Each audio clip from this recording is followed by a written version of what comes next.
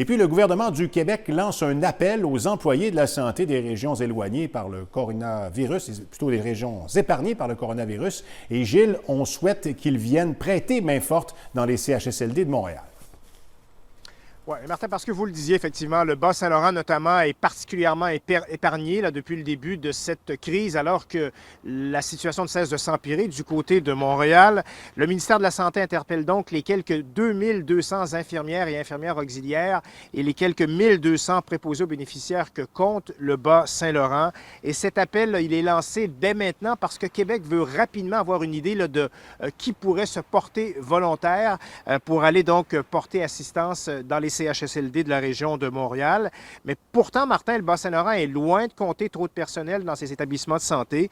Actuellement, on nous dit qu'il manque au moins l'équivalent de 80 infirmières à temps complet et une vingtaine de préposés aux bénéficiaires, et ce seulement dans les CHSLD de la région. Les syndicats craignent évidemment qu'on ne fragilise encore plus la situation actuelle. Voici à ce sujet Yannick Proulx qui est représentant syndical en fait pour les préposés aux bénéficiaires, et Cindy Soucy qui, elle, représente les infirmières. On ne peut pas empêcher des préposés aux bénéficiaires qui ont toute une vocation extrêmement, ils ont le cœur sur la main, s'ils ont envie d'y aller, on comprend que ça se peut qu'il y en ait qui veulent y aller. Mais ce qu'on dit aussi, c'est que vous ne pouvez pas vous permettre de laisser partir des gens. Ça va nous placer à risque.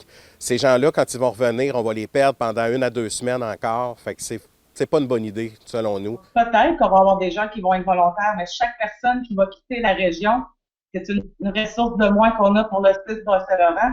Et on était déjà en difficulté avant la pandémie. On vivait déjà beaucoup de temps supplémentaires et de temps supplémentaires obligatoires. Bon, Martin, pour l'instant, donc, les syndicats laissent donc leurs membres décider s'ils veulent se porter volontaires pour aller prêter main forte donc, dans la région de Montréal. Mais les discussions se poursuivent avec la direction, les hauts dirigeants du CIS du Bas-Saint-Laurent, parce que les syndicats souhaitent évidemment que les impacts soient limités le plus possible dans les établissements de santé de la région. Notamment si la situation venait à changer rapidement ici, on le sait, hein, on a une très forte proportion de personnes aînées, notamment dans le Bas-Saint-Laurent. Vous dites vrai. Merci, Gilles.